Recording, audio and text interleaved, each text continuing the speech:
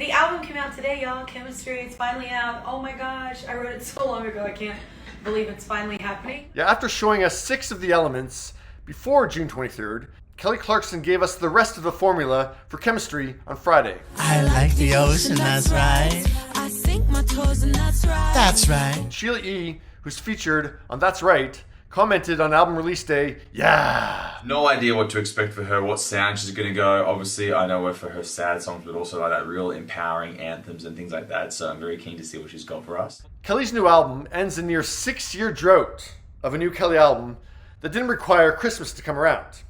Critics are digging it. Rolling Stone gave it 4 to 5, writing Kelly Clarkson turns the messiness of divorce into show-stopping pop spectacle on Chemistry. Her latest is rife with regret, yet full of promise for a fresh start. Slant gave it 3.5 stars out of 5, saying that Kelly has distilled heartbreak down to a science. Is that something that someone wants to achieve? I'm not sure. They say, and I would agree, it's her most personal effort since by December.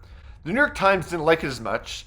They say the music isn't up to the level of Kelly's voice and the emotions. Vulture didn't give it a numerical rating or grade, but they do say, while Now I'm Single projects from the likes of Adele, Casey Musgraves, and the Chicks felt strangely glossy and over-conceptualized, Clarkson's approach is more representative of the rough-hewn arc of marital dissolution.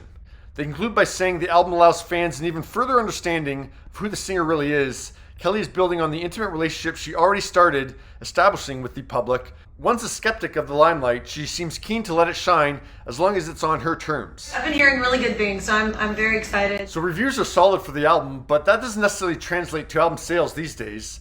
In the 6-year window since Meaning of Life, a lot has changed in how people consume music. So the rollout for Chemistry has been very different from any Kelly collection that came before it. When are we getting music videos? Well, that's why you got the live from Belasco. I chose to do something different. Yeah, not only was it different for Kelly to release 6 songs before the album came out, she didn't do a typical music video for any of those songs. I don't feel like it moves the dial in the sense of maybe live stuff does. And so we went for more of a live approach this album cycle. So this is called Rock Hudson. Instead, she released the live performance of each track from her album premiere party back in April. On release day, she dropped the live version of her movie star homage. Right away, piece by piece. I hope you like the song. Obviously, there's the shout out that fans seem to be appreciating. I found out my hero's name. That's my favorite part of that song, because I think figuring that out is the most important thing ever. And it's not just fans who love the update to that 2015 track. Spotify commented on Kelly's Instagram post of the song, the piece-by-piece reference with the water your eyes emoji and the level up emoji.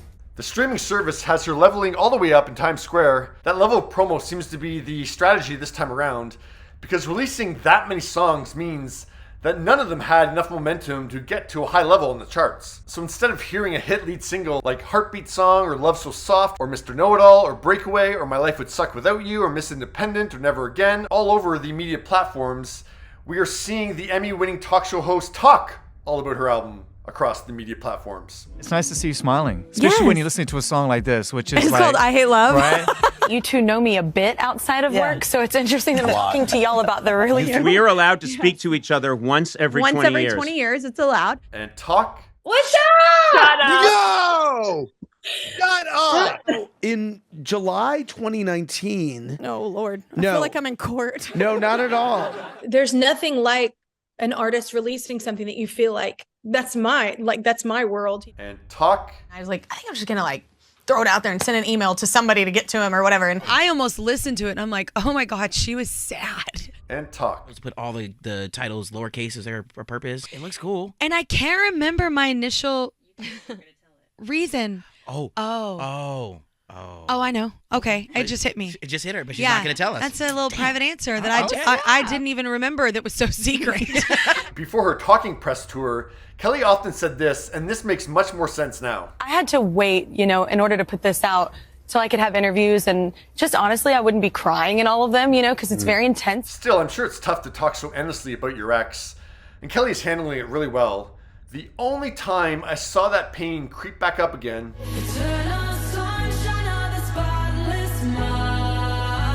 Compartmentalization. was during her Howard Stern interview. It's not so much that. It's just that I think Well, it's really hard to say when you can't say. Well, saying it and talking about it seems to be paying off. By the end of the weekend, Chemistry was approaching 27 million Spotify streams. Over on iTunes, the album was #1 all weekend and has hit #1 in 20 countries. During a Reddit Q&A, a fan congratulated Kelly on those kind of numbers, and Kelly responded that she was shocked when her team told her that the album was doing so well, and in other countries as well. So thank you all for that. Go ahead and break my heart, that's fine. Well, Kelly can also thank herself, because I'm sure she had some New Yorkers hitting buy or download when they heard her sing Mine a cappella while they waited for the subway on their way to work. Who the hell do you think you are? Yeah, Kelly did a few pop-up a cappella performances like that over the past week in NYC.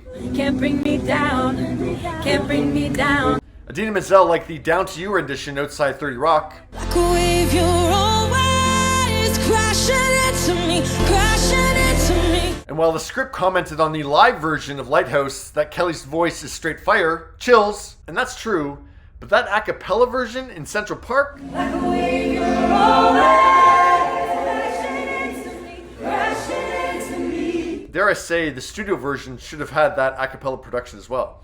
Fix what we are dead. What good's a lighthouse when the light is burning out? Love that everybody's loving that one. It's literally probably my favorite right now on the album. On Tuesday, Kelly captioned a montage of her promo blitz from flash mobbing all across NYC to singing karaoke with my fans. I'd say the Chemistry press tour was a success. So much fun. As she comes to the end of her opening week, projections have her coming in at #8 on the Billboard Top 200 with about 45,000 units. But in terms of pure album sales, you can see she's the #1 album by far in the top 8 and would be #2 behind A Tease. So it means that not many people were kind of selectively going through Kelly's album and picking and choosing what to buy. It meant that the majority of people were buying the album. It's a home run. I think it's going to be one of your biggest selling, if not your biggest selling album yet, because each song, it's you're taking your heart and you're placing it on the table and you're saying, that's me. Now comes a time where I put my 2 cents in on what I think of the album, and I still don't know totally. I will say on a first listen, I was underwhelmed, but I had very high expectations for this album. The thing that I'm struggling to figure out how I feel about is that clearly Kelly is not going for radio-friendly pop songs here. Like, the songs don't have a formulaic structure. They don't have as catchy of hooks. And so Kelly clearly isn't aiming for that this time around.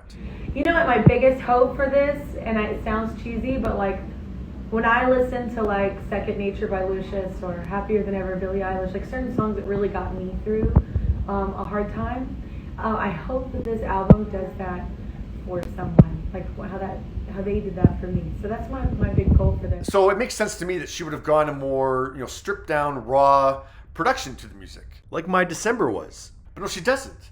It still has that pop rock formulaic production to it. So I don't get why you still have a formulaic pop rock production when you don't have melodies or hooks that are formulaic at all. Like, either go one way or the other. The songs really would have benefited and be better songs if you abandon that pop rock formulaic sound. Like, I think Rock Hudson and Lighthouse are overproduced. I think Chemistry and Magic and Red Flag Collector would have benefited from a more stripped down sound. So there's lots that I like here. Like, I like Me, I like Mine, I love Favorite Kind of High, I love Down to You, I like My Mistake, I like I Hate Love, I like That's Right. But there's enough of here that I'm confused by that I don't love. So right now I'm giving the album a B+, but that grade could very much change. It could go up to an A-, but it might go down to a B as well. But yeah, what are your thoughts on Chemistry? I hope you connect with it, and I hope you dig it. And if you don't, that's cool too.